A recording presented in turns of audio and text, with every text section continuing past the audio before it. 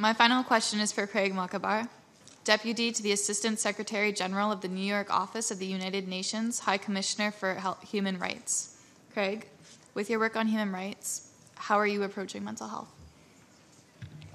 Thank you very much. Well, I mean, for us, this is just a part of the human experience. Mental health issues are a part of the human experience, but unfortunately a part of the human experience that's been dogged by imposed indignities and human rights violations really for centuries.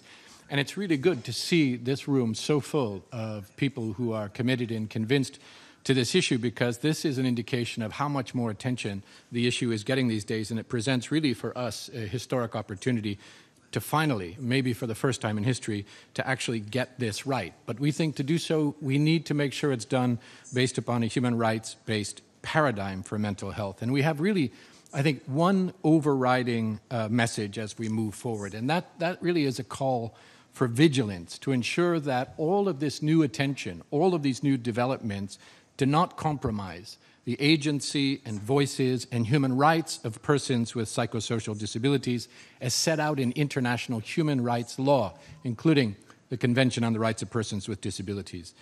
The truth is that today the human rights approach to mental health is being challenged, even by some within the global mental health community, who still question the human rights standards that are applicable here, and still, with all good intentions, push for more narrow, let's say, medical-based responses, to increased attention to promote mental health through a very narrow lens that would limit our analysis to a medical question and to medical responses.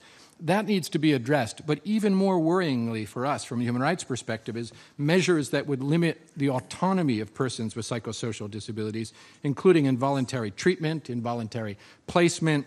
These are again being proposed in many quarters in direct contradiction to international human rights norms. And all too often, the voices of the affected persons, of the rights holders, are being neglected or excluded from the discussions. This absolutely has to be corrected, just as you see in this room, and my congratulations to the organizers, a rejection of approach that does not include the voices of the rights holders.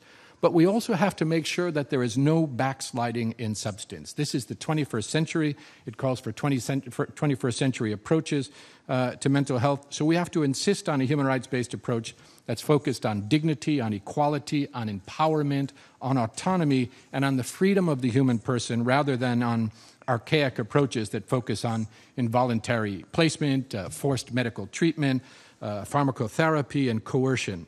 And we have to support human rights compliant, including CRPD compliant approaches to mental health that place the human rights voice and participation of persons with psychosocial disabilities and the representative organizations at the heart of all of the actions that all of us take.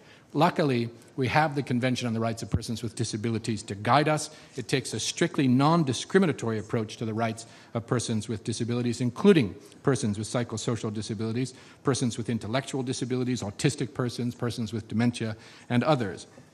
This includes, to finish here, the right to legal capacity, the right to health, encompassing the right to free and informed consent, the right to liberty and security of the person that we all must enjoy, and the right to live independently and to be included in the community. So, co-facilitators, this has been the consistent message of our own advocacy at the UN Human Rights Office, but also that of the Committee on the Rights of Persons with Disabilities, the Special Rapporteur on the Right to Health, the Special Rapporteur on Disabilities, and a range of stakeholders have been participating in our own consultations.